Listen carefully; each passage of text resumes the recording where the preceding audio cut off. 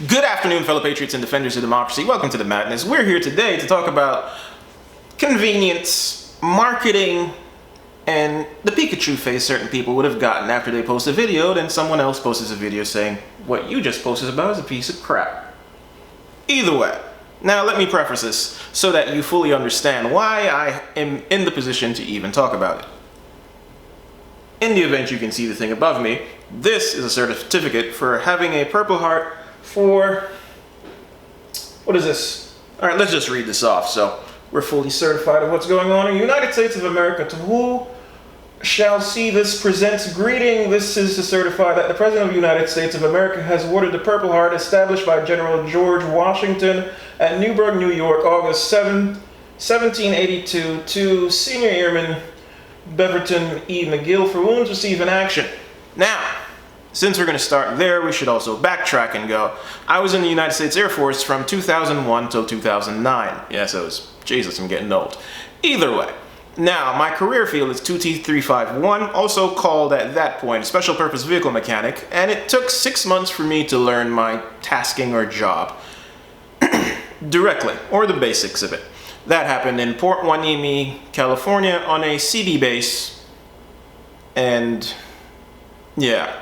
I don't know why we decided to work out with the Navy. However, moving right along. So, we're going to be talking about the Hummer today, and the correlation of the Hummer and that wonderful certificate that has my name misspelled on it because the Army is special. The Hummer itself is a utilitarian vehicle that we all are familiar with, whether by movies or by driving in one. My experience with a Hummer is during Iraq. I spent the nights. I was on night shift dealing with fixing the up armor and replacing up armor and installing upgraded up armor packages on them. In Afghanistan, I was driving around in the up armor in which we run over a roadside bomb and blew the hell up, and that's how I got this. Funny story behind this. After getting that, after running over the roadside bomb, blowing it up, and the gunner that was in the truck shooting out about 30 feet in front of the vehicle. What's going on, Harris? A Black Hawk helicopter came, picked us up, and brought us back to our forward operating base. And the commander, who at the time sounded like a Looney Tune character, proceeded to tell me that not all the people in Afghanistan are bad, or we are here to... Let's not even do her voice. We're here to say that not all people in Afghanistan are bad, and so on and so forth. This is about 2 hours after being blown up, waiting on medical look over and assistance. But,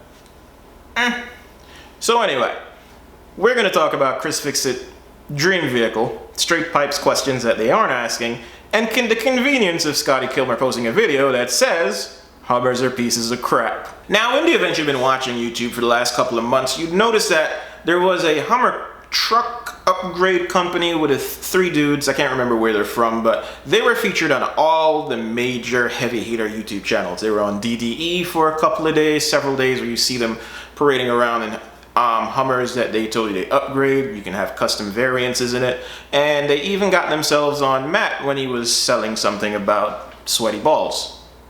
Don't worry, in the event you actually watch car videos, you'll get that reference. But moving right along, those Hummers essentially were going to cost you anywhere from $200,000 up. Now, in accordance with the military spec Humvees, I can't remember essentially how much a generic Humvee costs, but once it got upgraded with the up armor kit and a, what was that? It'd be like a Blue Force tracker. It's like a GPS type system, and it also had there's a technology suite in it that made it jam frequencies to prevent cell phone or any type of wave from working, and anything that if you have electronics around it, it'll essentially kill it.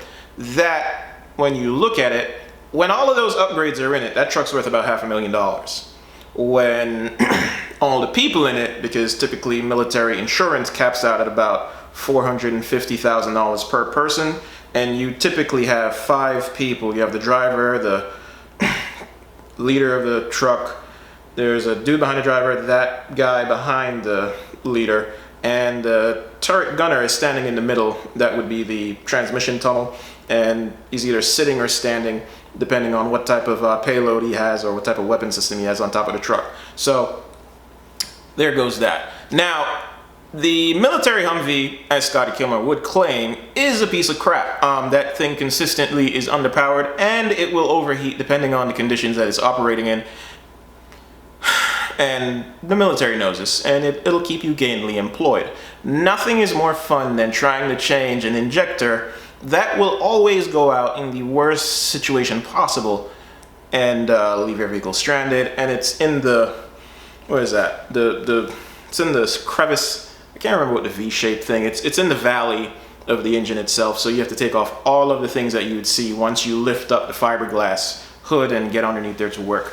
Now, ChrisFix got the upgraded version that would make or solve 90% of the Hummer problem. I think he has like a 6.6 Duramax with Allison transmission. That thing is phenomenal. It moved the Humvee from taking 16 seconds to get to 60 to probably 7.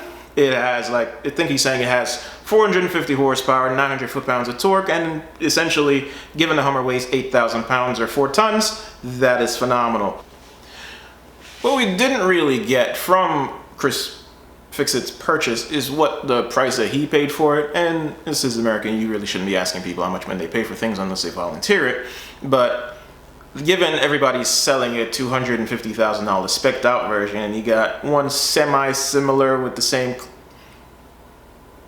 type of upgrades, the same options, you're just like, okay. Now, Scotty's dilemma. See, Scotty's typically against upgrading any vehicle. So it doesn't matter how much of an improvement you make on a vehicle, he's gonna essentially have a problem. And within his problem is, one, I know better than you, so essentially you shouldn't do this, but an Allison transmission and the 6.6, the Duramax engine that's in it, is a solid bet.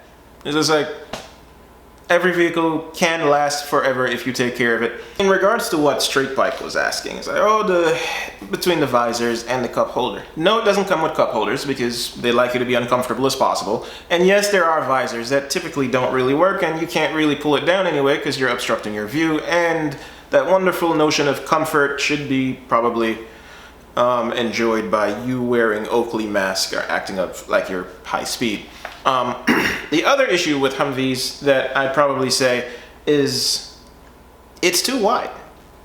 Listen, personally, I probably enjoy the vehicle, but it's too wide. Like, in the event you, your girlfriend or wife or significant other go on a road trip, she's way over there. And in the event she's way over there, you won't be able to enjoy... Wait, this is a family channel. The distance is negative. That's all I'm gonna say. Other than that, weird things that I've seen on a Humvee or a Hummer Humvee that honorable mention. Someone had a negligent discharge, which means they accidentally let off a round and it went through the floor. Yeah, through the floor. Initially, when it came over the radio, it's like, oh, there's a negligent discharge in the SF vehicle, and it's like, did someone die? Because I expected the bullets to ricochet. It's like, no, went through the floor. Like, Jesus. The icing on the cake to that is, it's a bomb-proof truck. But a bullet went through the floor armor. So good times. In closing, ChrisFix's vehicle is a good vehicle. I like it. I would personally get one. There's a bunch of little things I do. I try to figure out if the fiberglass or aluminum frame can be adjusted to make things tighter, because it's like, as much as the transmission and engine is tucked up in between it for road clearance, it's like, how much off-roading are people typically doing with their SUVs? Just like Mercedes 6x6 or the G-Wagon? Do people actually go off-road with them? I have no idea. As in Scotty's opinion on on Hummers being garbage, a stock Hummer is garbage. A modified one will suit your needs just fine.